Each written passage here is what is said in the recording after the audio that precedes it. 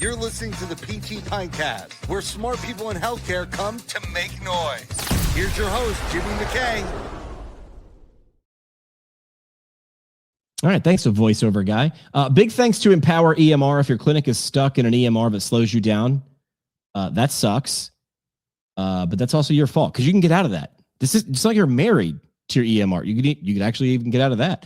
Empower EMR gives you speed, clean workflows, and features PTs actually asked for. Just making the template a different color is nice, but I want to make it easier. Better notes, faster documentation, smoother operations, all wrapped up in customer support that doesn't ghost you. Because when something breaks, and it will, you want to make sure that someone's going to help you get out of the and unbreak it. EmpowerEMR.com. That is EmpowerEMR.com. All right. Let's talk about today's guest. Started as a PT, treating complex pelvic and jaw cases. She still does that. But today, she's redesigning entire clinic cultures. That's a different kind of treatment. From frontline resilience to executive leadership development, whether she's leading DEI programs, improving communication systems, or making lunch breaks a reality again in clinical care. She's proving that healthcare doesn't have to be this broken. Yes, one person is doing all this. She's helping teams connect with their purpose and each other. Let's bring in today's guest, Hollie Cunningham. Hollie, welcome to the show. Poof, and there you are. Hello. All that's you? Yeah, I mean, obviously we have people that help out. We can delegate. I just meant, but what I mean is like, that's wide. You're doing a lot of things. And I love it. I love the multitude of my everyday. It's fantastic. So we'll get into some of the specifics, but what I like people who went in a door that lots of other people go into. And then when they're there, they sort of make a left turn like me. Like I'm still a PT. I swear I have the license. I got the degree somewhere, but I'm doing something different. At what point and why were you like, hey, I'd be a good fit for doing this other stuff? And how'd that go? Great question. So I actually took I call it my sabbatical. I took like a year and a half in Michigan. I am in Colorado, but I was living in Michigan for a year and a half, and I was in a slightly different setting. I was kind of like bouncing around, and I noticed how many people that I worked with were so burnt out's not the right word. They were just so much less passionate, and they had been in the field for so long. And Michigan wasn't even that crazy of a place to treat in. Like they weren't asking people to double book. They weren't doing all these things because the reimbursement's a little better than Colorado. Okay. But I just noticed the lack of passion, and it wasn't that they weren't taking continuing education, anything like that. And I was trying to figure out what was going on. And I started talking to all of the various higher ups that I worked with in the various settings. So this was between outpatient, hospital, IPR, all those things, and trying to figure out what the disconnect was. And a lot of them hadn't treated patients in decades. And they couldn't figure out how to connect with their employees in order to make them feel like their everyday was worthwhile. Like the abusive patient or the abusive family of the patient or the, non-compliant patient and outpatient or whatever it may be, they couldn't connect with their staff PTs in order to make the staff PTs feel like their day was okay. And so we started coming up with strategies, and I really liked it, but there was no space really in those settings for me to connect all of them and continue what I was doing. And then I spoke with the company that I had worked for in Colorado, and I missed them. And I was thinking about coming back to Colorado, and I was like kind of ready, and especially ready for better weather, and talked to them about what my goals were. And I was like, I think this is really valuable because you're going to improve your retention rate, your quality of care is going to go up, all of that. And they came back to me and they were like, let's do it. So I came back in 2023 and basically have had a hybrid role as focusing on the employee experience, leadership development, all of that. And then on top of that, treating patients and managing clinics. So it was nice because I know it sounds like a lot, but it's nice because it all kind of fits together. Yeah. Like I get to work on my own resiliency while also helping other people. I get to help run clinics in a more efficient way that drops how much clinicians have to do in order to meet a productivity that keeps the doors open. It keeps the higher ups happy, all of those things. So it fits hand in hand. Plus, you don't fall into the trap that you just described, which is you're still doing it, even if in a reduced amount of hours or interactions, you're still doing the thing. I'm curious, did the higher ups who were losing connection and not able to relate, did they try pizza parties? Because a lot of times in our profession, we love to maybe 2 pizza parties. So many pizza parties, literally like a monthly pizza party. They were like, we're feeding them. I don't understand what's happening. I'm like, well, food is great. Like we need the calories to have the energy to help these people, but like, you're not really, making them feel valued. You're not reminding them that like what they're doing is incredible, like absolutely life-changing for people. So let me start with this. You've seen the system from both sides, patient care and people ops, and you still do that. What's the one thing we still get wrong when it comes to putting those things together? What's still the disconnect or the big misconception? Or I always say most communication breakdowns are because of misaligned expectations. I expect A, but I got Q, and that's not good, so I'm angry. So what do we still get wrong? Remembering people's values. So it is that disconnect. So like if I go and talk to one of my staff physical therapists and I come at them from purely if you don't see this many patients, you're not going to make enough money for the company, so our doors are not going to stay open. I'm threatening their livelihood, right? Sure. But I'm not connecting to what they value the most. That person, that individual might value their PTO, their time off to go see their family in a different state. They might value money. Most people do. They might value, quality of care and seeing more patients. Like that's why they got into PT. So if I come at them with a conversation of, hey, your patients are starting to fall off, we're, our schedule is pretty empty. What's like asking them questions, what's going on, but then connecting it back to, hey, like if you hit X numbers, you're going to get X amount of more PTO, you're going to be able to travel more, or you're going to make X amount of bonus, you're going to make more money, those kinds of things. So connecting it to the individual is what I've noticed is that's where people lose that. Like they think they just need to speak to the general public, but in reality, you have to speak to the individual. Otherwise, you're just going to go right over their head. If we say in communications, when you try to talk to everybody, you talk to no one, right? Right. You design a product for everybody. I don't know, ice cream and pizza already have the world sort of that's everybody except the lactose intolerant. Those people are out. But if you can, all the things. Right. So I'll bring this up. When I worked at a pretty large multi-state clinic, we focused on, you said, remembering their values. So we brought in this big old fancy company, paid them, I don't know how much, that's above my pay grade, paid them a lot of money. And they interviewed a lot of people across different roles, different geographic places, different parts in their career. They got a good sampling, cross sample. And they came back and they said, hey, listen, people come here and stay here for one of 3 reasons. It's probably a little bit of all 3, but you need to talk to each of these archetypes or you're going to miss. And the good part was, of course, because we love in marketing when they all have alliteration. So these all began with the letter C. And the 3 C's were craft, cause, and community. And at first people were like, no. And when you drill down, craft meant like, I'm here to be the best PT, PTA, OT, speech therapist, athletic. I'm here because I am super PT. I go to conferences, I read, I eat, I sleep, I breathe. I'm a PT. Cause would be, what's the whole organization doing?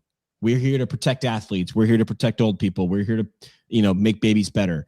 That's what the mission of the group, the boat. What boat am I on?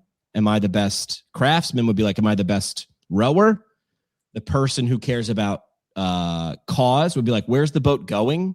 And then community is like, well, what's the vibe of the people on the boat? Is this a good party or a bad party? Now, we all want generally a little bit of all 3, but they were like, you need to make sure there's a little bit of, if you're making a meal, if you're making a new program, doing a webinar, something, there needs to be a little something, a little seasoning from each one of those jars in it. Or the person who values that the most is like, I don't get it. Why is this for me? Notice I didn't say at any point, people are there for a pizza party. That's not why they're there. They could buy their own pizza. I will buy my own pizza. I don't need you to do that. I need you to do the other things that I can't do at home. So it sounds like we're speaking the same language there too, which is making sure you understand the who and their values. Now, you've said you've had patients, lots of patients, tell you that you were the first person to validate their experience as a clinician. I want you to use that situation to talk about the system. What's that say about our system if you were the first person to validate their experience and they've probably had lots of interactions with other clinicians before that? This is sad. This is a canary in the coal mine, right? Yep. It is, you're right. It is incredibly sad. It makes me incredibly frustrated with our system because I'm nowhere near the best clinician out there at all. But what I think that people forget is that patients are people and all you have to do is listen to them. And all you have to do is recognize that there is truth in what they're telling you. It may not be everything because they don't know everything. We don't know everything, but what they're saying is valid. And this is true for employees too. So I use this technique for everybody.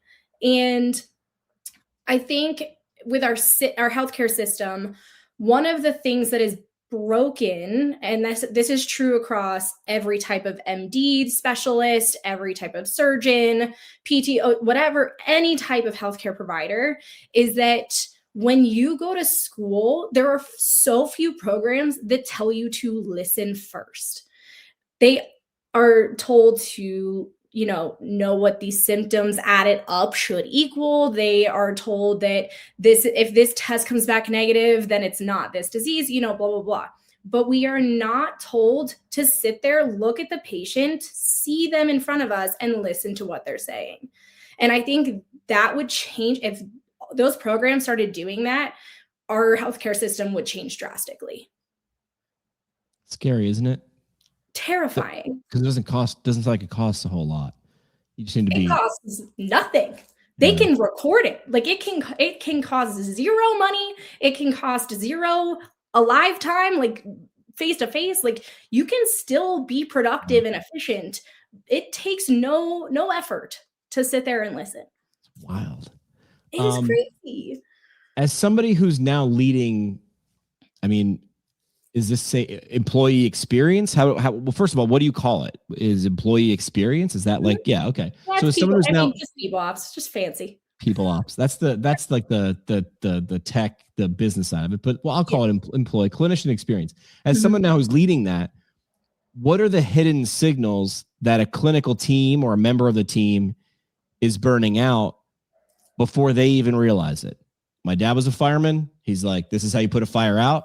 He's like, the best thing to do, make sure the fire don't start. Like that is prevention, right? So what are some of the things that people could look at in their own teams and go, okay, before this fire starts, at least I know that there's something wrong here. What are the things that you suggest people look for? I've always tried to figure out because I do leadership development. So I try to help other clinic directors with this, as well as our higher ups, so they can sort of see the trickle down effect that they create. But I think, honestly, one of the biggest things is when the clinician stops listening. So patients recognize this really quickly. So they'll leave an NPS score or a review pretty fast and say it doesn't feel like they heard me. It feels like I was just another person. Like I didn't feel like it was treatment tailored to me. Those cues, especially someone who hadn't had that issue before, that's starting to pop up. I'm like, ooh, that's not good, because all of a sudden that clinician no longer has the energy to pay attention to the person in front of them. Their brain is shutting off and creating an extra boundary so that they don't have to put in that extra brain power. And they're just going through the motions. We know this though. Yeah, and it's tricky because PTs are more complicated because most PT programs and OT and speech, obviously, I haven't gone through those programs, but PT programs are like PTs are taught to listen, right? Um, but it's not natural for everybody. So if you come in and you've learned it, but then that starts to trickle down, that might be the first thing to go if it's not natural for you. And then on top of that, if it is natural for you, that's a big red flag if you are no longer listening, if you are just kind of Well, doing it's, you know, I mean, it's what a 4-year-old would do. So it's what we default to, which is like, I should say teenagers. I have experience with teenagers with friends of mine. I feel like it's a teenager thing. Yeah. What did I just say? Teenagers can have phenomenal boundaries. Their frontal lobe not being developed yet, like good for them. But as a clinician, we need to find that like in between, like emotional boundaries where you're not taking it home and burning yourself out that way, but not to the point where you're losing that quality of care and listening to people. Episode today brought to you by U.S. Physical Therapy, national leader of clinics focused on developing clinicians, not burning them out. That's good. Leadership tracks, mentorship, career growth. Oh my. And the stability to build your future in PT. If you want a place that supports how you want to practice, that could be U.S. Physical Therapy, USPH.com. That is USPH.com. So what advice would you give right now to someone who is not in the profession, a PT student who wants to maybe come in and change healthcare, but might also feel like, man, I am not even on the totem pole yet, right? But feels totally powerless right now. How do they pick a place that they don't get caught up in this? If they do get to a place, how do they use their words and not their non-listening skills? So let's go with the first one. How would you tease out for a PT student if an environment because of course, I mean, PT students are in demand now, baby. PT students, you have the power. They need you. They want you. They need you. But make sure you don't go and chase. Listen, I'm all about you getting that bag, but like if you chase it, but you get there and the situation is bad, the situation is something that Hollie's describing. How would you teach them to ask a question or two that could tease that out? That's a really good question. I think a company, like if you're talking to the clinic manager or the owner, whoever it may be, depending on how big the company is, and talking to them about what the company values in terms of day-to-day. Like the company is going to have their values written on their website and it's their, global mission statement, which is, great. Everybody has a good one, regardless of how good the company is. That's the whole point. But what are they valuing day to day? If they're only valuing, if they tell you like, we want you to see, like keep your schedule full, your patients can be seen one-on-one, you don't have to double up, that's already a good start, because what that means is that they're not prioritizing you seeing absolutely as many patients as possible. They're giving you that time to have that face-to-face with patients. That's a pretty good thing. On top of that, what is their value of Con Ed? We all want Con Ed to be paid for. That's a big deal. However, Con Ed has been shown to reduce burnout. If someone has a lot of knowledge, they are not going to be taxed as much every day trying to problem solve and figure out what's going on with patients.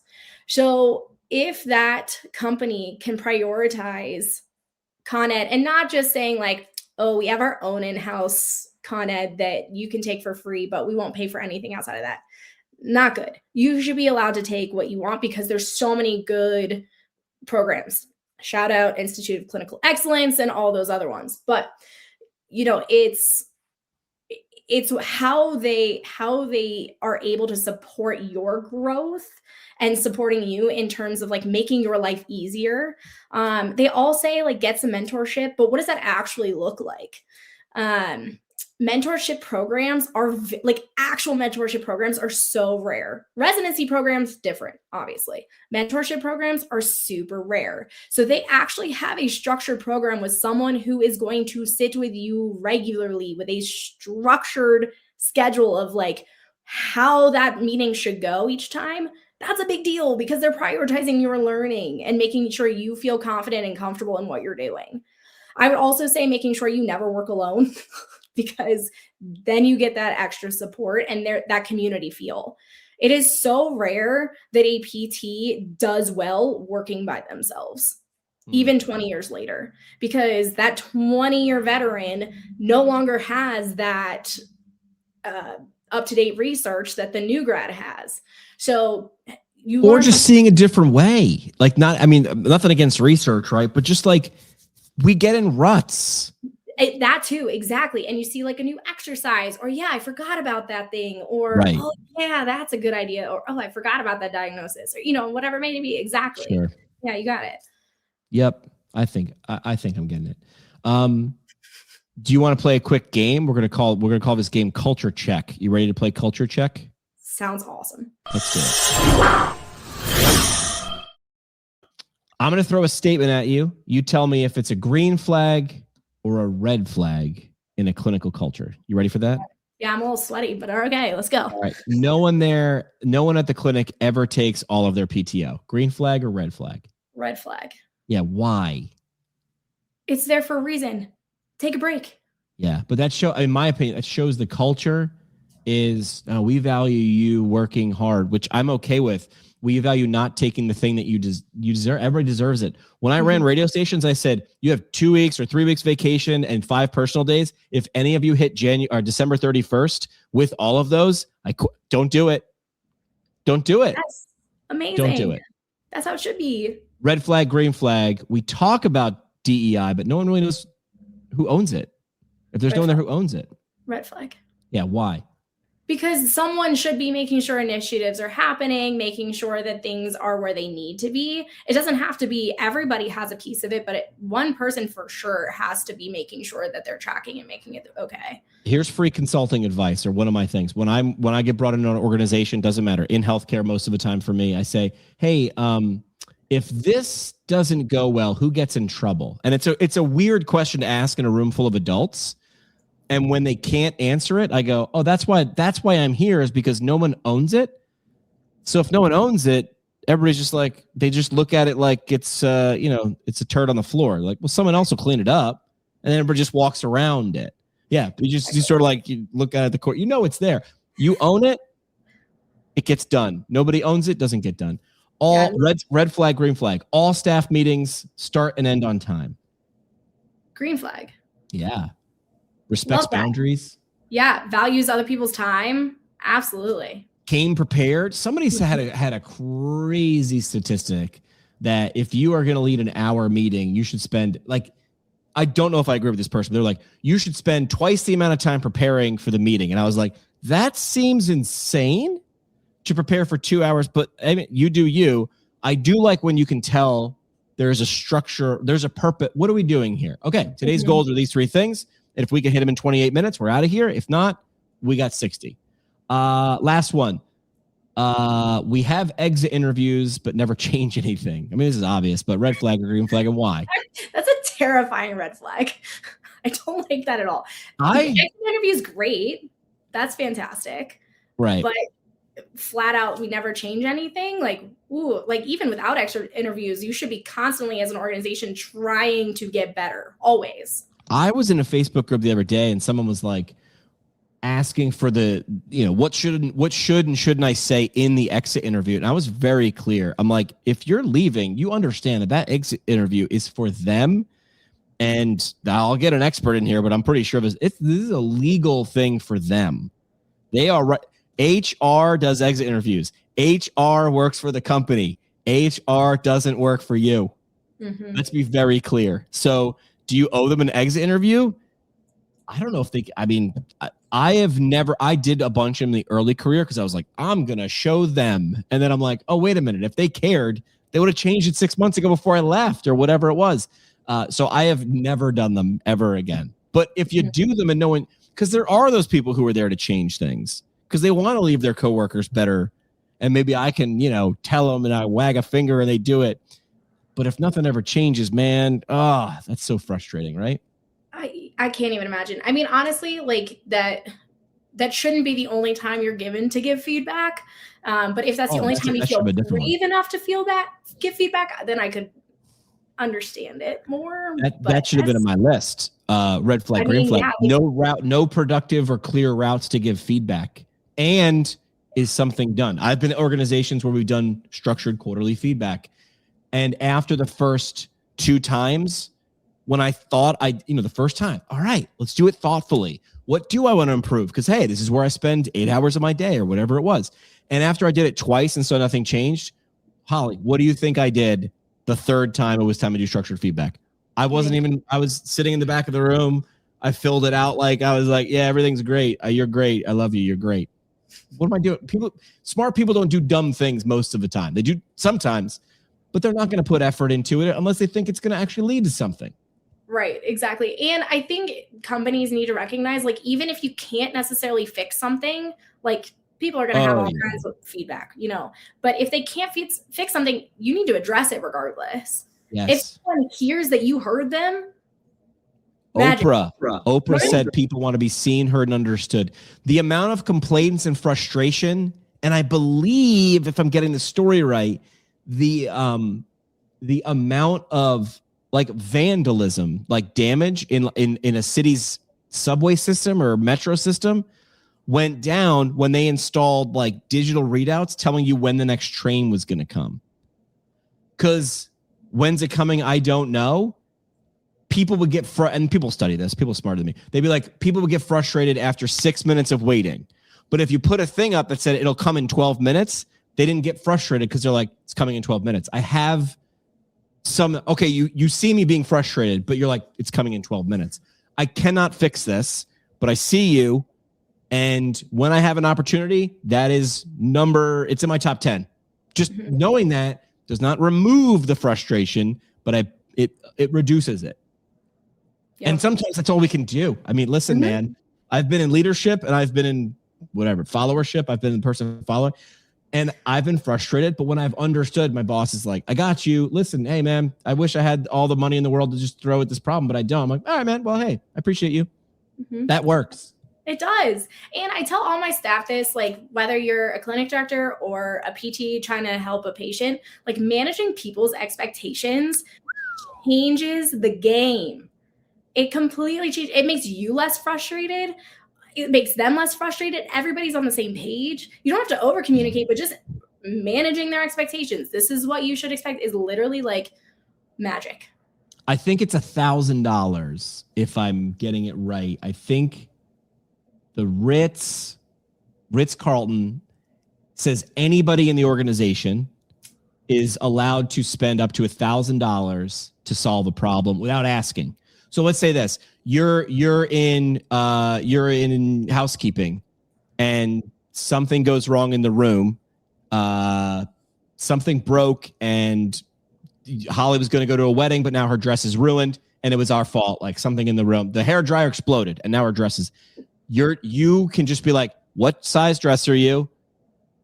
And what and you call the front desk, and you're like, "I need 4 dresses up here for Holly to pick one," and you're just like, is it $1,000? No, it's less. Didn't solve it. We'll figure it out later. Because solving it now for less than $1,000 is worth $10,000. Ounce of prevention, pound of cure. $1,000 of prevention, pound of cure. And it doesn't even need to be $1,000 is what I feel like I'm hearing from you. And I agree, which is it could just be like, hey man, you're right about that. I'm going to get on it. I honestly don't know when I'm going to be able to fix it, but I'm on it. Like that solves, I'm going to go on the limb here and say more than 51% of stress could at least help reduce. 100%. Isn't that weird? It's so we talked about nothing complex here, Holly, but all of this is terribly important. It is. And it's so underrated. It's understated and underrated. Understated. That'll be the title of the episode. Understated and underrated. Holly, we have a tradition on the show. It is called the parting shot. This is the parting shot. One last mic drop moment. No pressure, just your legacy on the line.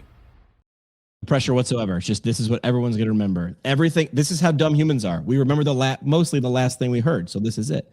What do you want to leave with the audience as we wrap up? You can reiterate something you've already talked about or go rogue on me, but what do you got for your parting shot?